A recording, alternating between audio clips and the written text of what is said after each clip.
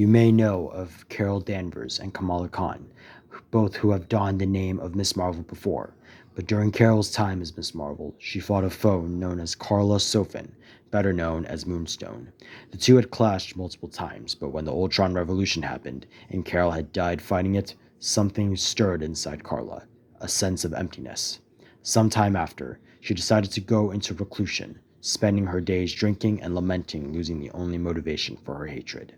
During the Contest of Champions, she decided to destroy the Captain Marvel monument in New York in a drunken rage as she cusses at the monument thinking it's Carol. A year after, Carla is in her apartment as she looks through some old Ravencroft files she had that had the names of Ripley Ryan, Cletus Cassidy, Todd Arliss, and Connor Sims.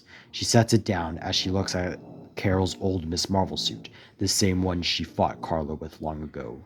Carla then gets up as she turns on the TV to see the news, as she sees a Daily Bugle report of two criminals, Bloodshed and one she recognizes from her Moonstone days, that melts her as they wreak havoc. She begrudgingly decides to put on Carol's old suit and flies off for the first time to stop them.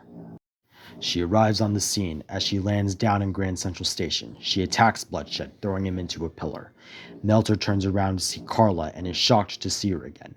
But before he could question her, Carla kills Bloodshed as she blasts a hole through his chest, cornering Melter.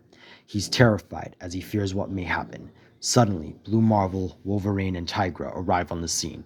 This gives Melter an opening, and as he is about to tell them who the new Miss Marvel is, Carla stops him by snapping his neck. Tigra is shocked by this, but as Blue Marvel approaches her. Blue Marvel yells at Carla, saying that she should have brought him to the authorities. Carla bursts out laughing, finding some hypocrisy in his words. Wolverine steps forward, ready to attack, but Blue Marvel stops Laura. Carla then starts to belittle the two heroes, and using her psychiatric experience, figures out that they both killed people from the looks on their faces. Carla then goes off on Blue Marvel, asking if he and his friends brought Maestro to prison when he was beat down, or the time Ripley Ryan was on a crazed rampage, asking Adam if he tried to take her to Ravencroft to give her a therapy session on a Thursday. This shocks Adam as he asks how she knew Star, with Carla revealing she was her psychiatrist. She tells Adam he's no better than Ripley, Maestro, and the other two criminals she killed, and that no matter how hard he tries, he will never be as good a hero as someone like Demolition Man.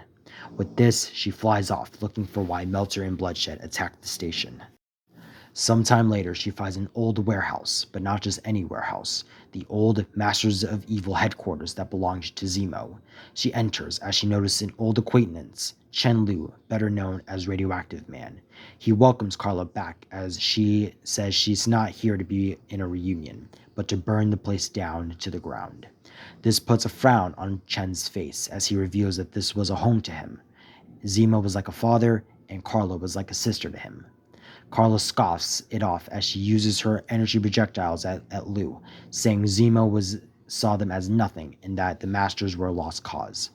This enrages Radioactive Man as he smacks Carla, sending her flying, saying that she abandoned them when Ultron attacked, all because she didn't have Carol around. He continues to pummel her as he pins her to the ground, telling her that without Carol, she means nothing. She snaps as she grabs Radioactive Man by the throat and flies off with him, slamming him into the grounds of New York City. Radioactive Man smirks as he kicks her off him and begins emitting radiation in an area with multiple civilians. This catches Carla off guard as she races to get every civilian out of the area while Radioactive Man causes more radiation to spread.